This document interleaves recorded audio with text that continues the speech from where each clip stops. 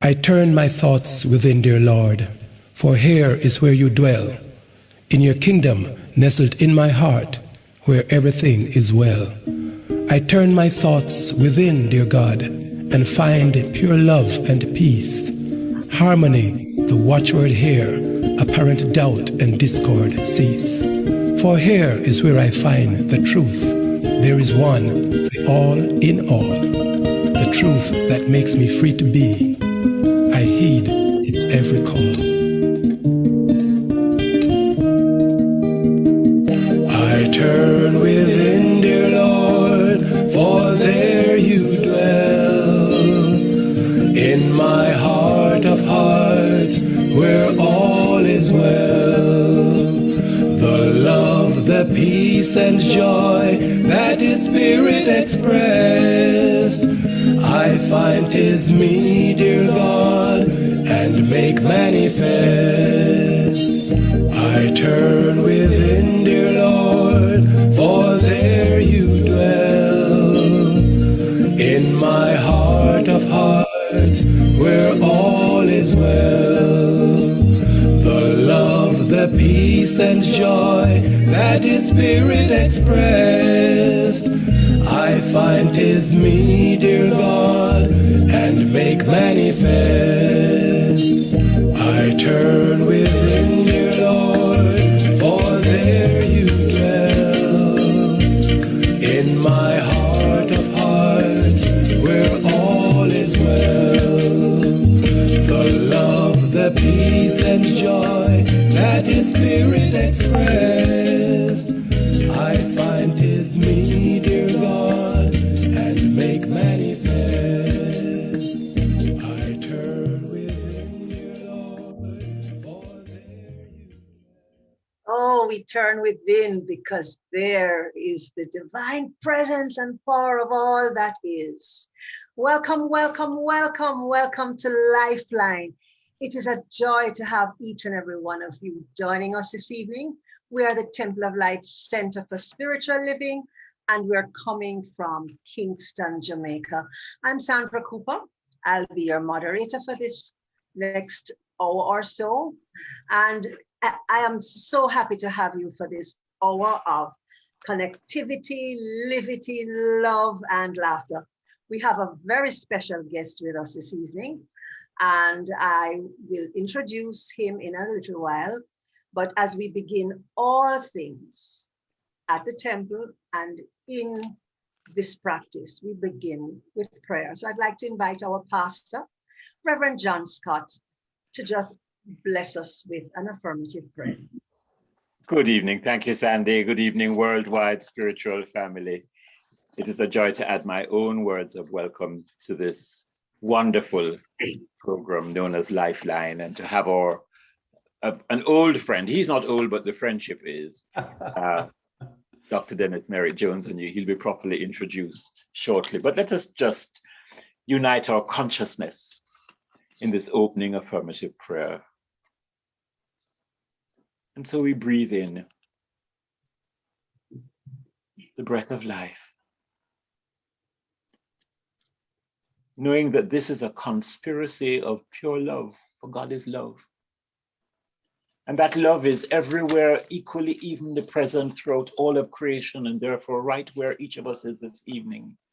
Every viewer, every person participating, and especially our guest, just anchored in this divine love, which knows only its own givingness, its own beauty, its own radiance, and its own truth. And so we open our hearts, knowing that the infinite mind of God fills our consciousness with every idea we need to ace this game of life, to play full out, as we learn the art of being, the art of uncertainty, the art of being a mensch, a fully human spiritual being. And we know that the discussion is a blessing to all who participate and a joy to the indwelling God. We know this to be the truth. We celebrate it and we release it to law in thanksgiving for its perfect fulfillment, as we say, And so it is. And so it is. Thank you so much, Reverend John. You know, friends, this experience that we call Lifeline, it came together about a year ago as we thought we would support our members, our community, and everyone else with tools and strategies to enable each one of us to rise above and consciously respond to the challenges that came up for us during the time of COVID from last March. And also, you know, COVID aside, we found that these conversations were so powerful that we decided to keep having them each month. And it has been an absolute wonderful journey. And so, without further ado, I would really like to let you know who is going to be joining us this afternoon. And as Reverend John said, he is a longtime friend of the Temple of Light Center for Spiritual Living. He has been on a lifetime quest to inspire and lift people to a higher expression of life. His personal vision is to guide people to their purpose, knowing that when one fully awakens to who they are and why they are on this planet, they begin to naturally share their gift with humankind. He's a prolific writer, having penned books such as The Art of Abundance, The Art of Uncertainty, The Art of Being, How to Speak Science of Mind, and Encouraging Words, just to name a few. He also writes for the Huffington Post and, of course, the Science of Mind magazine. As a world-renowned speaker, he shares his understanding of universal principles, as well as wisdom from both Eastern and Western philosophies. He believes that there is a deeper consciousness of unity, cooperation, and reverence rising in humankind, where the value of all life, regardless of ethnicity, geography, culture, or sexual orientation, is considered sacred. He believes this consciousness of unity, cooperation, and reverence for life and the planet will be one of the most significant influences upon society as we approach the challenges of 21st century living. Friends, open your hearts and your consciousness and join me in welcoming our guest to Lifeline this evening, Reverend Dr. Dennis Merritt Jones. Dr. Dennis. Hey guys, it's good to see you all. Thank you for having me. Thank you. So I love the theme of Lifeline as a theme for your program, because it says a lot about your spiritual community's willingness to be that lifeline. And right now, man, people all over this world are grasping, looking for something to hold on to get them through the next day. So I applaud you, and I know your beautiful spiritual community is enriched by what you're doing online as well. As I was talking with Reverend John and Sandy, this pandemic has been an interesting double-edged sword for many, many people. You know, I mean, clearly the horrible downside of it is self-evident, but it's also allowed us, invited us, forced us to get more creative in how we maintain relationships and the communication, you know, and that's, I think at the end of the day, life is all about relationships, whether they're in person or people that we connect with through social media or whatnot. We're here to have relationships. That's why there's more than one of us here. That's the divine dichotomy, because there's really only one of us here. We know that, right? Yeah. And yet we appear in these different skin suits and individualized ways, so we can have a relationship with ourselves and one another. The reality is that you know, in the beginning there was only God, and there still is only God. And nothing has changed. And the reason that we're here, and that's one of the first things I want to talk to you about tonight. I've been invited to share a few thoughts on 3 of my 6 books, and then we're going to open it up, I guess, to Q&A, some other discussions. So I'll dive right in and share some ideas with you. Is that appropriate now, John, to do that? Absolutely. Absolutely. Okay, The floor is yours. I'm going to screen share so you can see what we're talking about. The first book that I'm going to be talking about for a few minutes, and each of these books has an underlying message that you see woven throughout the whole book. And you'll find it in the subtitles of the books. The Art of Being, 101 Ways to Practice Purpose in Your Life. The book is really about mindfulness and how to learn how to bring your sense of purpose into your daily life. The essence, boy, I sat and really tried to come up with a couple of bullet points to summarize a 300-page book in 3 thoughts. Is not easy. But the primary thought that I want to talk to you first about is that this book is focused on the idea that there's not one area of your life where your purpose for being on the planet isn't right in front of you all the time. Your purpose is not a point of arrival. A lot of people think that after we get the perfect house and the perfect mate and the perfect job and the perfect body, then we'll arrive at a life worth living. Not so. A life worth living is found in every sacred moment, and the gift is lying right in front of us when we're mindful to be present with it and witness it and invite the moment to reveal itself to us in a way that we can find meaning in it. So your purpose, our purpose, my purpose, your purpose, everybody's purpose, in my opinion, humble as it never may be, our purpose is to be the vessel through which and as which infinite intelligence, spirit, God, mind, finds fullness of expression in the human condition. And so the whole point of this book is that whether we're talking about relationships or whether we're talking about prosperity or whether we're talking about physical wellness or careers or any of the other areas of our daily lives, we can imagine that our purpose is right in front of us in that moment, wherever we are, whatever we're doing. Our purpose is to be fully expressed. Express means to push out. It's energy pushing out. And what we're doing is allowing ourselves, when we're mindful and anchored in the present moment with an awareness of first cause, which is God is, I am.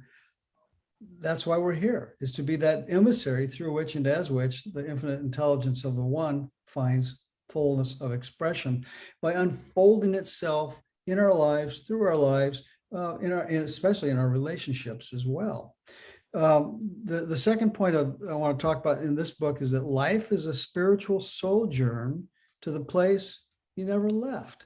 You think about it, a sojourn is a temporary journey to someplace that you stay for a little while and you come back.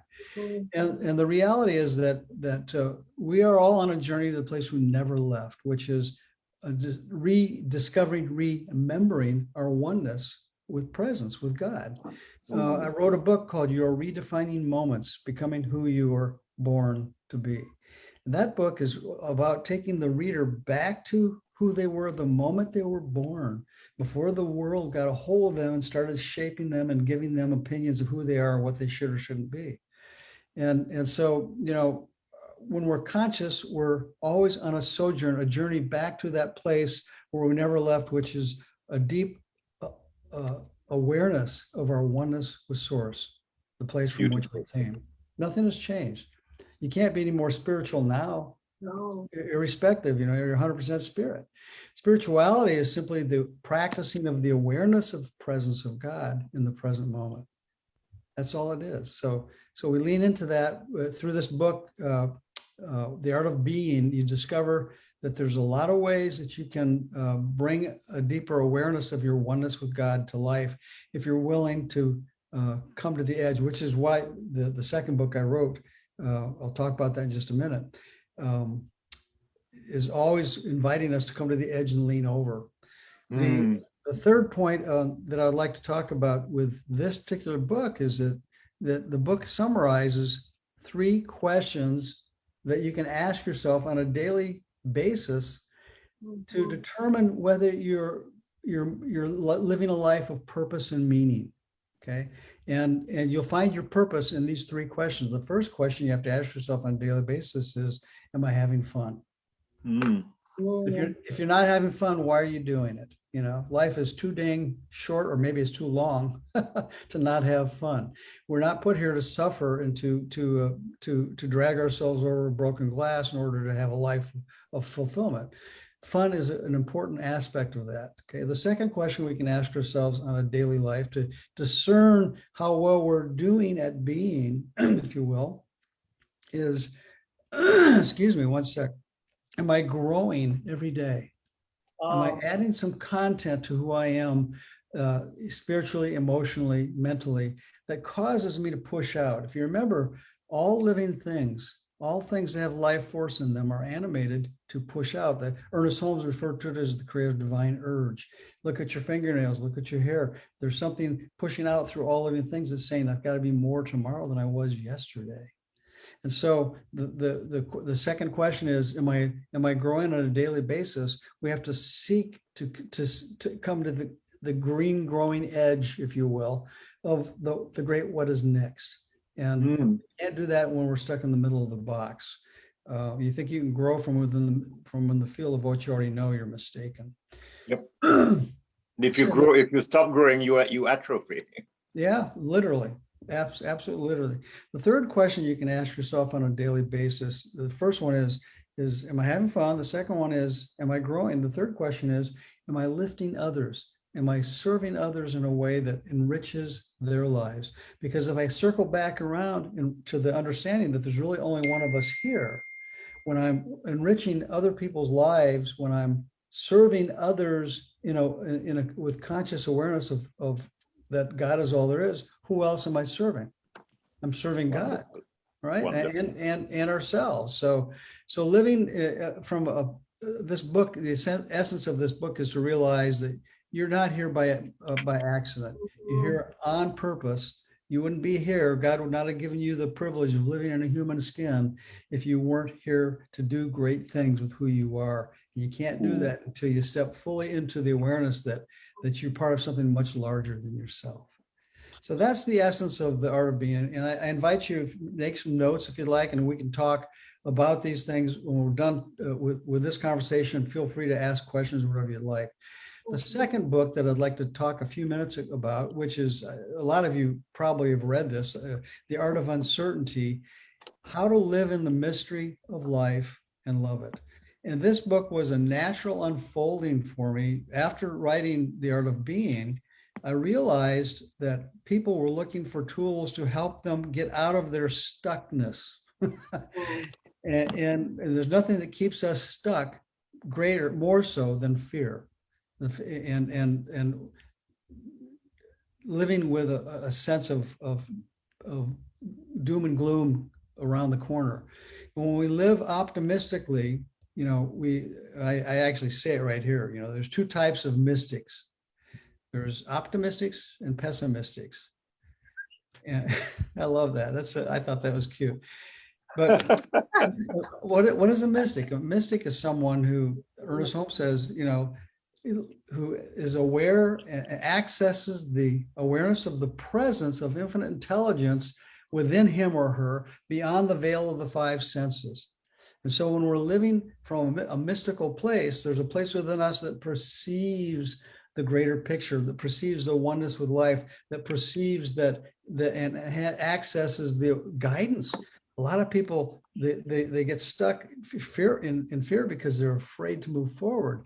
And if we're living from that awareness of our optimistic self, looking up rather than down, we can trust and know that we're being guided all the time by something greater than us. In this book, I use the example of the animal kingdom, birds and animals who live by instinct.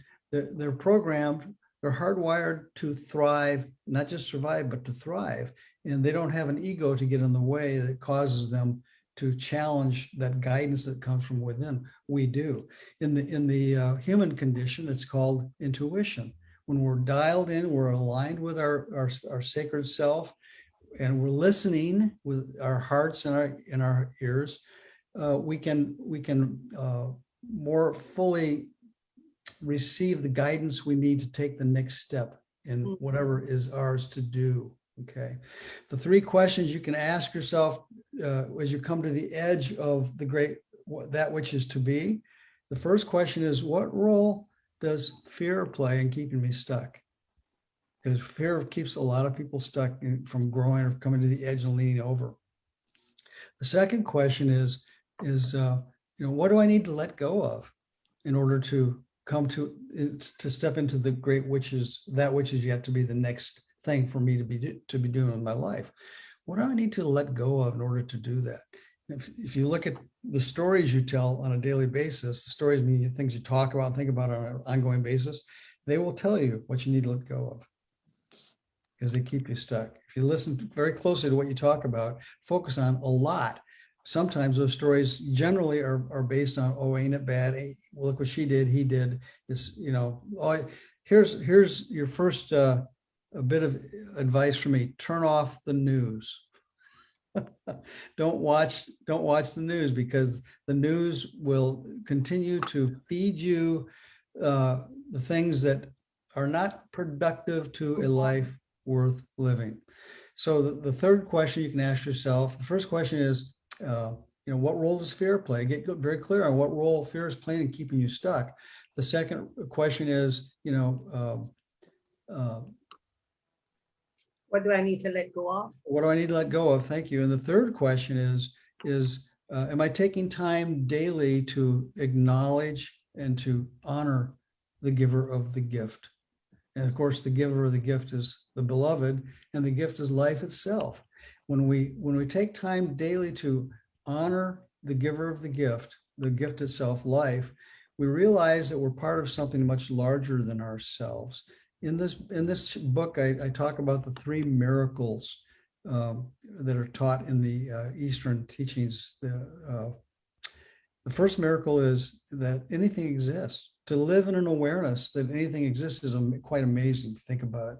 You look at the sky, you look at the stars, you look at, it's a miracle that anything is. Have you ever sat and thought about what an amazing thing it is that life is, that the world is, that I am, that the sun is, the stars are, it's a profound awareness to have. The second miracle is that living things exist. Okay. Living things exist. Things like puppy dogs and birds and trees and things that have life force in them, animating them, encouraging them to unfold and push out and grow. It's a miracle that living things exist. And here's the third miracle, which is where I think the rubber meets the road. It's a miracle that living things exist that know they exist. Self-awareness. Us. Mm-hmm. Self-awareness. And once you begin to live with self-awareness, you of course introduce self-inquiry into your life, and you begin to ask yourself a lot of questions about the things that you're doing or maybe not doing with your life.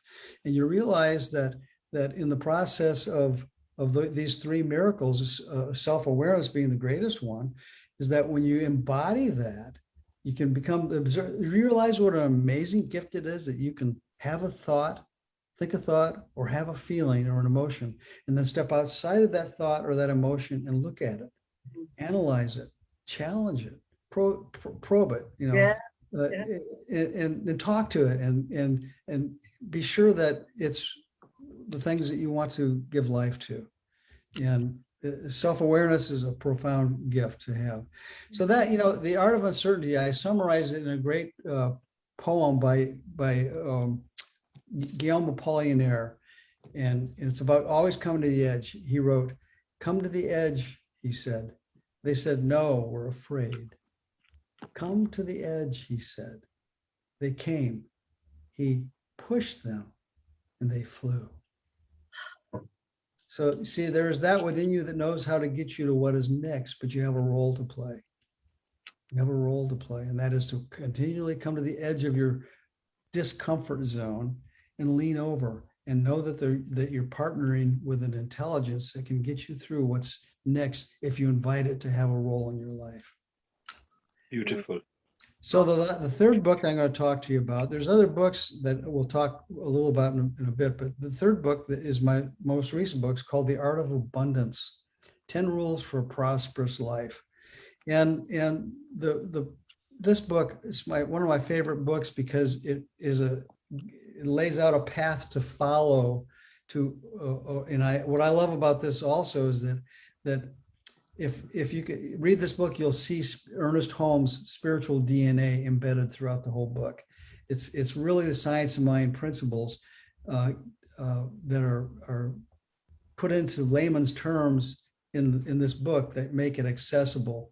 One of the first things we talk about is the fact that there's a difference between prosperity and abundance. A lot of times people confuse those two things. They confuse prosperity and abundance thinking they're the same thing, and they're not. Abundance is a principle based on more than enough. It's energy. Abundance is more than enough of anything you can conceive of, okay? Because it's etheric energy that is waiting to take form, okay? And I'm going to tell you in a minute how that happens. The reality is that prosperity is the outpicturing or the manifestation or the objectification of abundance. So abundance is a principle. Prosperity is not a principle. It's the result of using your connection with your oneness with your source, which is the first chapter, be aware that you're one with your source, in a way that produces a life worth living. And prosperity and abundance goes far beyond the stuff in your wallet. Prosperity and abundance has to do with the principle of abundance is working in your relationships. It's working in your physical wellness. There's not one area of your life where more abundance is not possible. Who wouldn't love to have more time in your life to do the things you'd like to do? Who wouldn't love to have be abundant with more abundant relationships? There's no shortage of any of these ideas when you come into alignment that you're one with your source, and you're part of a universe that's expanding at the speed of light. It's pushing out. That's 280,000 miles a second or something like that. It's pretty fast. Wow. You're a microcosm of the macrocosm. If what's going on in the universe is true and it's pushing out and creating more, this is so cool. It's creating more of itself from within itself to expand into. That same principle exists within you and me. Okay, we are part of an expansive universe, and when we learn how to harness that energy and use it in conscious ways, we can use the principle of expansion in a way that serves us in creating a life of more abundance. Okay, the third point of this book is that consciousness prevails. I dedicate a whole chapter in this book to consciousness. Be aware of your consciousness, because your consciousness is the director that directs energy. Your consciousness is the sum total of your beliefs. If you really want a definition of consciousness, it's the sum total of everything you've ever been taught or believed to be the truth about you from the day you were born until this moment in time. That's your consciousness. That's your belief system. And the universe can do nothing more than pour itself into that consciousness. And if consciousness is the size of a teacup, that's going to be your manifestation, a teacup. The consciousness is as big as a 5-gallon bucket. That'll be your consciousness that you manifest from. Consciousness the size of a swimming pool. The universe doesn't withhold any aspect of its givingness to us. It waits for us to receive it. And how we do that is understanding that consciousness prevails always. Consciousness prevails always. If you get one thing out of this conversation tonight, get that. ABC, an acronym. Awareness builds consciousness. Awareness builds consciousness. So this book is about understanding that you're one with your source, that you live in an expanding universe, and that you is by divine right, you have access to all of whatever you can conceive of and manifest more of it in a way that is not based in the grossness of materiality. but the richness of a spiritually grounded life that serves us in ways that creates more of whatever is needed to sustain a life worth living. Okay. Wow. So that's essentially the three of the books. This is the other books I didn't talk about is Encouraging Words. If you like Science of Mind magazine, the Encouraging Words is a collection of all the articles, most of the articles that I've written over for Science of Mind magazine over the last 10 or 15 years. Okay. Your Redefining Moments I spoke briefly about. This is about the journey back to who you were before the world got a hold of you and began to define you. And How to Speak Science of Mind is a book of terminologies about the science of mind teaching and how to make them more user-friendly. So I'm going to stop my screen share now and turn it back to you guys. John, if you want to take over, and I'm happy to answer questions or anything you'd like. Wow, talk about food for thought. Yes. That has been a feast, Dr. Dennis. I just want to be clear about something. So you just said. So prosperity is the effect, and abundance is the consciousness of living a prosperous life. Is that right? Abundance is a principle of more than enough. And the principle of living a prosperous life, then. Well, abundance is a principle of more than abundance is it's energy until it is personalized through consciousness to create prosperity. Okay, got you. That's why there's no shortage in the universe. There's more than enough of it. Absolutely. Well, can I have the first question then, Sandy? I'm not seeing any just yet. No, can I have the first question? Oh, yes, sure. Okay, so Dr. Dennis, I've been making copious notes, but I can conceive of the art of being, because beingness, I can see where that is an art, and I can appreciate the art of abundance. It's again, the word art for me has to do with the creative process. Yes. But I would love you to explain a little bit how you get an art out of uncertainty. Well, to me, art is anything that you use in your daily life to express yourself. I don't want to express uncertainty. Well, but the whole idea is this book will take you to a point where you can learn to understand uncertainty. Mm-hmm. Once you understand it, you can transcend it. And that's by asking yourself the three questions. Yes. About fear, what you need to let go of, and am I taking honoring the gift? Yeah. Knowledge, the giver of the gift, which is life. Right. Okay. I am getting it, Reverend John, as uncertainty is an opportunity. You know, and it's the universe perhaps stroking us into a conscious thinking around the external condition that is perhaps, you know, it's like a stone in your shoe. Yep. And then we make a conscious choice to either walk with the stone and be uncomfortable, right, or to take your shoe off and get rid of the stone.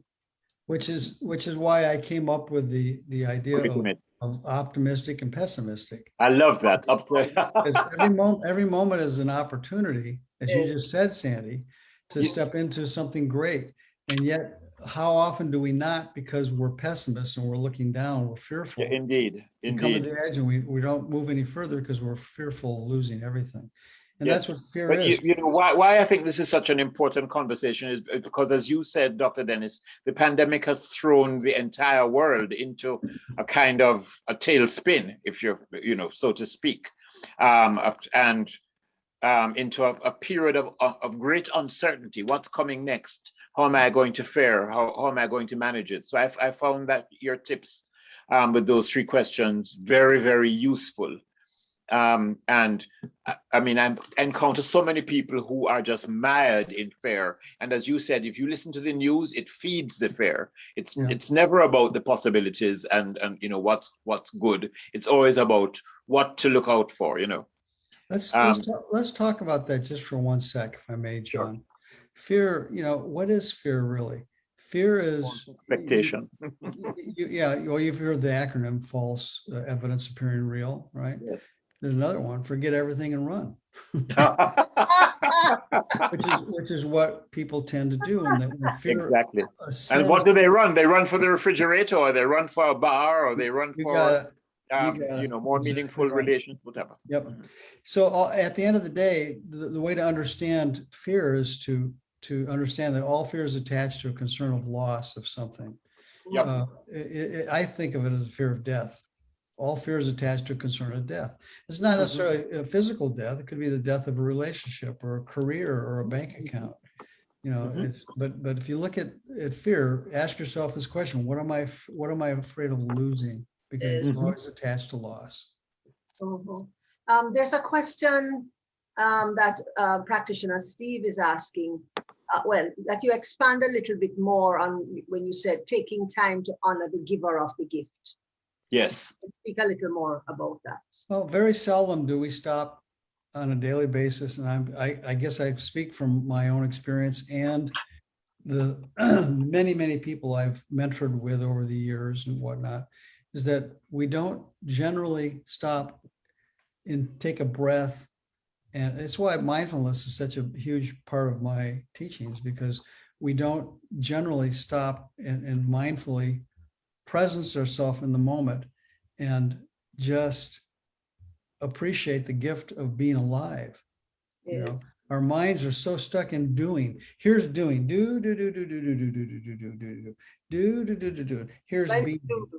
Here's being. Being is always in the present moment, and that's where the gift of life is waiting for you to show up and accept it. So we have to merge our being with our doing. And when we can do that and integrate our being into our doing, we're always present in the moment. And in that moment, we're more able to recognize the amazing gift that life has bestowed upon us, which is as simple as your next breath.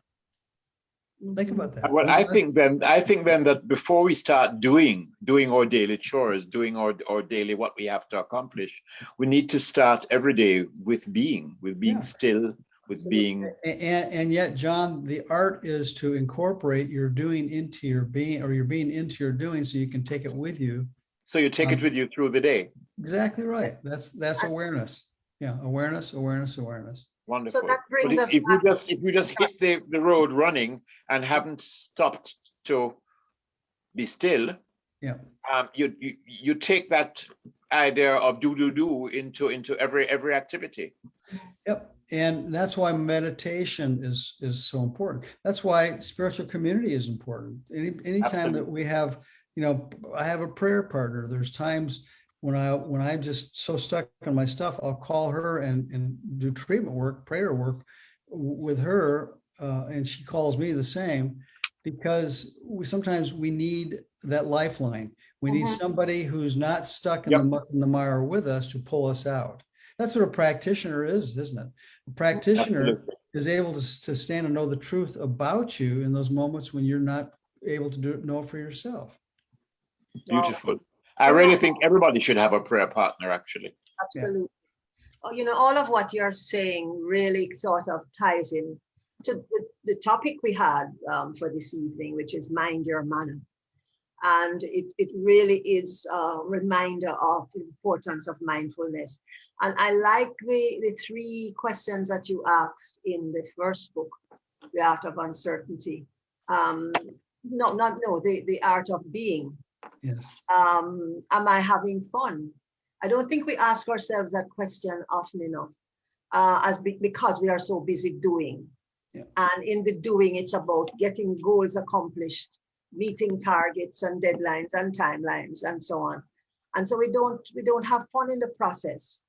And the second thing, am I seeing where I'm going? And of course, our sense of personal awareness will kick in here. Am I really able to am I seeing myself grow and thrive? And the third thing, the third question is, am I lifting others up? Because if what I'm doing isn't touching, moving, and inspiring others, I have to look at myself a little more closely. So those three questions can be a powerful guide for just how to be being. Yes. I want to make a comment about having fun for a moment, because I think children do it spontaneously, but I think we get taught and taught and taught that, grow up, stop fooling around. And so we get to a point where we make a differentiation between work and play.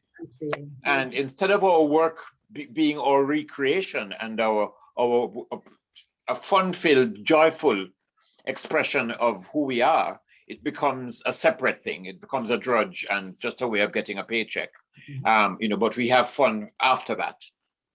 When one can incorporate, of course, fun into every aspect of one's life. Yeah, exactly. Awesome. Yeah, man. Wow. I think there was a message from Steve. Yes, I'm just checking in the chat. Steve is just acknowledging the idea of a prayer partner being a lifeline. Yes. Just thinking of that as an important idea. And Reverend Anne, who is listening as well, she spoke about tips for deepening awareness, which she's asking you for tips to deepen awareness to help to expand consciousness. Nice question. That's a good question. The key to me is to look for tools that help you be present in the moment. Awareness is a present moment experience. Let's get clear. There's a difference between mindfulness and awareness. Okay, both two concepts are very important. Mindfulness is your ability to be present in the moment where you're breathing, you're experiencing the present moment, and you're aware that you're in the present moment. Awareness, on the other hand, is what you focus on in the present moment. So mindfulness brings you to the present moment. Awareness is like the laser light that allows you to focus on something specific in the present moment and engage with it. And you can't, it's hard to be fully aware without being mindful. Okay, so I'm washing the dishes and I am being mindful. And then explain now the awareness part of that to me. I'm doing the dishes. So I'm mindful in the moment, which brings me to the present moment. In the present moment, when I'm washing the dishes, all of a sudden I look at my hands and I don't see just a pair of claws that are working. I see an amazing intelligence behind that knows how to close the fingers in order to hold the scrub brush and all that, those things. I look at the bubbles in the soap and all of a sudden I think, wow, look at all the light in there. That's amazing. When I'm in the shower, for example, when I'm in the shower, do you take a shower just to wash your body and whatnot? Yeah, most of us do. But what if you could take a shower and really turn it into a mindfulness practice and feel the water running over your face when you wash your hair, if you had hair, John. I love you too. Being aware that and that can be a gratitude practice in itself, just being aware you got hot water, right? Being aware that you have hair on your head to wash, being aware that you've been blessed to have soap and the ability to keep your body clean. That's the difference between mindfulness. Awareness is appreciating in the moment what mindfulness brings to you. So there's also a sense of, I can be aware in a sensory way. That this is water and these are soap suds and this is the plate in my hand.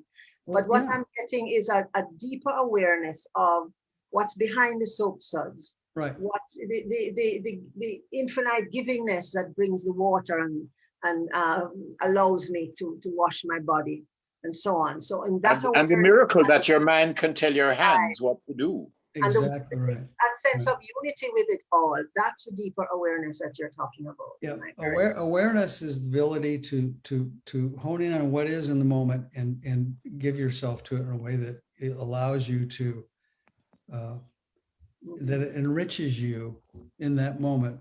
So you become a greater vessel through which there's purpose, infinite intelligence, it finds fullness of expression. Awesome. Friends, I love that. Sorry, Sandy. Yes, love. No, I was just inviting persons to remember to put their questions in the chat and comments. We're just have a few minutes left for this wonderful experience, and we don't want you to get lost in as a time passes. So just Let's- remember to write your message in the chat. Let's dive in a little more to that last question. Awareness. When we're giving ourselves the gift of being present in the moment, we realize that is where our purpose is. It's not tomorrow. It's in the moment. So when you're, say, for example, you're standing in a line at the market and you're present and you're through self-inquiry, you're able to watch yourself, the thoughts that you're having and whatnot. You become more aware of that third question: am I lifting others? Am I serving others? Maybe the person standing in front of you or in back of you in the line at the market has had a really bad day. Yes. You know, and you can just pick up that energy through what they say or how they're showing up, and by being there in a proactive way, you can extend yourself to that person without even saying a word, and they feel the imprint of your soul, and that's a huge gift to serve others. And you don't have to say a word. No. Understood. You know, I remember years ago, Dr. Candice Beckett saying to me, I think she said it in a talk at the Silomar, that she set her intention that nobody would ever leave her presence without feeling blessed, without feeling that the divinity in them had been honored, and not necessarily by her saying it or doing anything, but just by recognizing the presence of God in them. It was and that's very moving. what, John, that is what a blessing is. To bless anyone or anything is to confer and confirm the awareness of presence, God's presence in that which we bless. Yes. I've done car blessings and house blessings and motorcycle blessings and pet blessings and christenings and whatnot. Those are all processes of just reminding ourselves of a deeper spiritual truth, that infinite God, infinite intelligence resides at the center of that which we're blessing. Wow. Nice. So when we bless our food, what are we doing? We're acknowledging the source of our good in a very fundamental way. Laura Jones says, in a sense then, would you say that awareness brings those aha moments? Oh yeah, absolutely. If you're aware, you're present in the moment, you're more of a participant in watching the parade go by, where you can engage. Aha moments don't happen. I mean, they happen all the time. In my book, You're Redefining Moments, Becoming Who You're Born to Be. That's the key to that book, is understanding that redefining moments are happening in front of us all the time. If those aha moments, if we give ourselves a chance to be present in the moment to witness it. Yeah, and Courtney is saying that when you're in a state of anxiety or impatient, you're not in a state of mindfulness. Where's your mind when you're feeling anxiety or impatience? Yeah, your mind is out in front of you, isn't it, or behind you? One of the two. Usually out in front of us. And that's a good practice. When you find yourself experiencing anxiety, you realize that it's fear. Fear is concern of loss of something. Ask yourself this question: what am I concerned about losing in this moment? And then it may sound a little spiritually cavalier, but the reality is, if you're one with God and God is the source of all your good, what's there to lose anytime? Nothing. And Karen is just acknowledging how useful this is and how helpful this is being to her at this time. Good.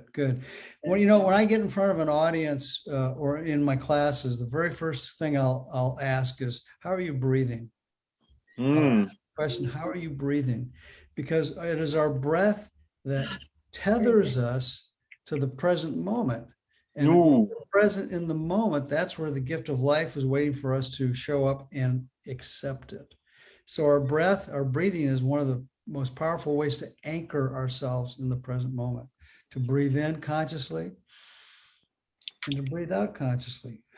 So breathe in, God is; breathe out, I am. Yep, you bet. Just a quick question on that, Dr. Dennis.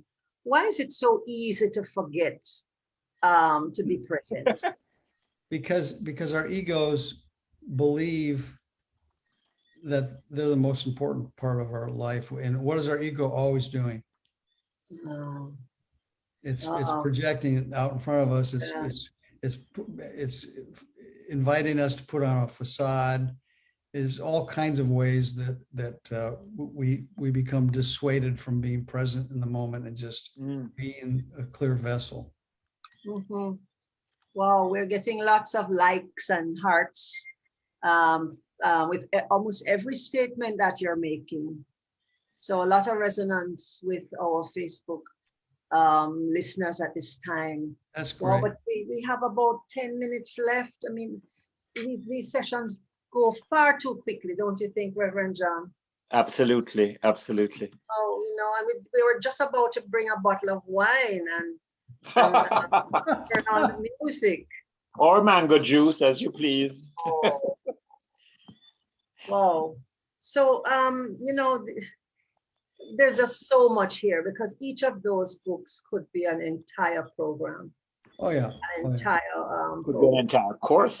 I recently did a 12-week Zoom course for one of the Unity churches in Florida here, where we did the Art of Abundance over 12 weeks, one chapter a week. And that was the way to do it. So you could really absorb concepts slowly. You know, consciousness doesn't change overnight. You know, if you're 50 years old, it took you 50 years to build your awareness, your Yeah. consciousness, and you're not going to change it overnight. That's true. And that's part of the problem with airy-fairy metaphysics is sometimes people think that all you got to do is take this class and your life's going to change. No, what happens is if you do enough work on yourself, enough classes, enough study, you begin to have a shift in consciousness. And consciousness is where the shift happens. What was ABC? Awareness builds consciousness. ABC. Yep. Awareness, I think beliefs or Builds. I got it as awareness, beliefs, and consciousness. Is that it? Or No, awareness builds consciousness. Awareness got builds it. consciousness. The more aware you are, the more obvious you're going to be about watching your thoughts, right? That's good. If you're aware, if you're watching your thoughts and monitoring your emotions, which is why emotional awareness is so important. Yes. You can when a negative thought pops up and wants to sweep you away, rather than getting sucked into it by reacting to it, you can be proactive and say, hold it, time out. Let's talk about this thought. Let's talk about this. Where's your power right now? What is it that I'm giving you power in my life? And if you're willing to talk to that thought, you can track it back to cause. Okay. I think maybe this could be a last question. Karen is asking, what motivated the How to Speak books? It's a good question. Years ago, I wrote, that's one of the first books I ever wrote. In my own church, I had a church for 23 years. I think you guys are probably aware of that. Simi Valley. Yeah. And we were doing a membership growth program where it was bring a friends and, Sundays and all that stuff. And some of my members kept coming up to me and saying, we'd love to participate, but we don't really understand how to explain what we teach. So I sat down and I wrote the How to Speak Science of Mind, and the first edition was just printed out at the local printers and saddle stitched, and we gave it out. We gave 10 copies to every member and said, give these to your neighbors, your friends, your family members. And if you have questions about what we believe and what we teach, here they are in this book. And that's what How to Speak Science of Mind, how it originated and why it's continuing to have a role, I think, in a lot of the CSL churches. Yeah, it really is a wonderful little book to give people who are just being introduced to new thought. Yeah, because even some of us as practitioners we know it, we understand it, we can do our treatments. But some of the hard-nosed questions are just something as simple as, what do you people do over there? Because, people can pass on the street and see our building, they see our labyrinth, and it kind of looks a little bit, what do you people do over there? And to be able to have an elevator pitch. Yeah, that's what it is too. Yeah. It's a simple glossary of terms that I put into everyday language that people understand. Steve read those books before he read the textbook. Oh, there you And go. that helped tremendously. And Good. Cleo says, I love the How to Speak Science of Mind book. I got it from the temple a few years ago, and it was really helpful. Great book to start with. Good. Awesome. Wow. Just, Oh, just before we wrap up, do we have a minute, Sandy, to ask Dr. Dennis to expand a little bit about this business of growth? And it is very much in my own awareness right now, because of course we are looking at the growth of the Temple of Light. And, you know, he kind of said everything that has a life force must grow. Yeah. It's the imperative of life. If you don't grow, You die. atrophy, you die. That's the universal imperative, is grow or die. Yes, exactly. That's the universal imperative. So I'm applying it to our churches as well, in centers of spiritual living, churches generally, you know, and we are looking ourselves at this time at growing in terms of how we do things and how we get the message out. And so we are just designing a strategic plan, which looks at that. You know, you once said that if you have a plant and you keep it in the same pot, it'll become pot bound. And sometimes you have to repot and give it more space, Right. for the roots to expand and to grow. And that's what we're doing right now. We're repotting the Temple of Light. Yeah, some of us need to be repotted on a, you know. Not on the potty, but in a pot. Yeah, but that's good. And again, the pandemic has forced spiritual communities to reinvent themselves. And that's what, if you're going to make it, you're going to grow, that's what you're going to have to do. Absolutely. Nothing will be the way it was 20, 30 years ago. Things are different. Even the churches the ministers that I've spoken with, they're going to continue doing the Zoom outreach in addition to having their in-person services, because they can reach out and touch a much broader audience. Absolutely. Absolutely. And I'm knowing that you're doing that too, by virtue of what the good work you guys are doing. You're touching lives all over the world. That's that ripple effect. Awesome. Thank you for that, Dr. Dennis. Wow, we have, Shirley says, thanks for the explanation on the difference between mindfulness and awareness. And Sonia Williams is agreeing, developing one's awareness is a process. Oh, we have Dennis Chung joining us, and Dennis says, I found breathing very helpful in being in the present since the transition of my son. Yes. Very recent. Yes, Dennis. Yes. Wow. We're breathing with you, Dennis. Yeah. Yes, absolutely. Oh, wow. The time has moved so quickly, you know. We should have a session on time, you know, Reverend John. This understanding of time. Time doesn't do anything. You can't have that conducted by a minister. You give them a microphone and that's it. That's right. Well, you know, we say time's passing so fast, time stands still. Yes. It's always now. It's we who are moving through time. That's absolutely. It's we that time flies. No, it stands still as we fly. Yes. You know, friends, every guest we have on this program gives us such juicy, wholesome, you know, bits and pieces that help us to go along on our spiritual journey. And I really, really invite you to take these ideas into your toolkit so that we can, you know, grow stronger and more, you know, grounded in this wonderful teaching we know as a science Sandy, of mind. thank you. If I can invite the viewers, you go to my website, dennismerrittjones.com. Go to the press room. There's all kinds of downloads, free downloads, Yes. ebooks, Wow. and things like that. So dennismerrittjones.com. Yep. Okay. If you just put Dennis Merritt Jones anyway, you'll get a whole raft of wonderful, rich material. Awesome. The only thing I wish we had time for this evening is to hear him sing, because he has a heavenly voice. Yeah, well, that hasn't happened in a while. You know, in Jamaica, we say if you don't use it, you lose it. That's right. That's right. Okay.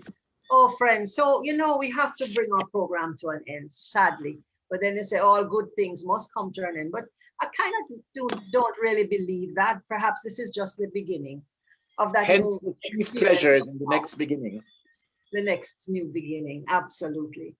And so we'd like to invite you, if you feel moved to support our ministry, please visit our donate page at donate.templeoflightcsl.org. You'll find a number of ways that you can donate online in Jamaican dollars, in US dollars, as well as via our bank transfer or deposit.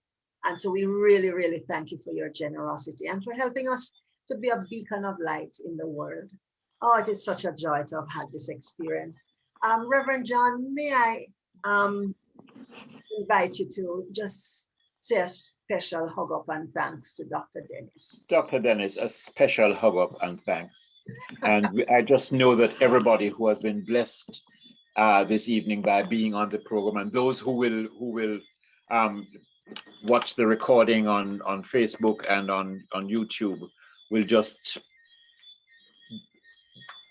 expand their awareness in amazing ways and take quantum leaps in consciousness into greater than they have experienced before. I love what you said about we are in a sojourn where we came from, so that the journey is eternal, but it's back to where we came, back to the source always, from which we never left. So thank you, sir, for sharing with us your love and your wisdom. Thank you to our technical team. Thank you, Sandy, for your usual elegant moderating. And thank you, audience, for being a part of the consciousness that has made Lifeline the blessing to us and the joy to God that it always is. And we're going to ask Dr. Dennis to close us with prayer. You want me to do that? Yes, please. Okay. Well, let's just take a deep breath and remember that to breathe consciously is to anchor ourselves in the present moment. We do that. We just breathe in and affirm to ourselves God is. And we let that breath go and affirm I am. God is, I am. So we know that while our physical bodies are miles and miles apart, that there's no distance at all in mind. And so we share that same space in mind, the creative process, knowing right here and right now that what has affected one person affects us all, because there's only one of us here. So we give thanks for this program, for all of those who tuned in. We give thanks for the Temple of Light and the good work that it is doing in Jamaica and beyond because of this program and programs like it. The vibe is moving outward in ways that are affecting others in a positive, uplifting, healing way. So we just give thanks and we bless everyone involved in putting this program together, remembering that what we bless, we're conferring and confirming our awareness of God's presence in that which we bless. So we give thanks. We feel that deep, deep sense of gratitude, knowing that the universe has big ears and has heard every word of this treatment and is already rushing to a conclusive yes, yes, yes, yes. So we set these words free. Let it be so right now. And so it is. And so it radiantly is. Wonderful, Dr. Dennis. Bless you. Thank you. Thank you Wonderful. all. Till next time. Yes. Yes. Yes. Namaste. Peace.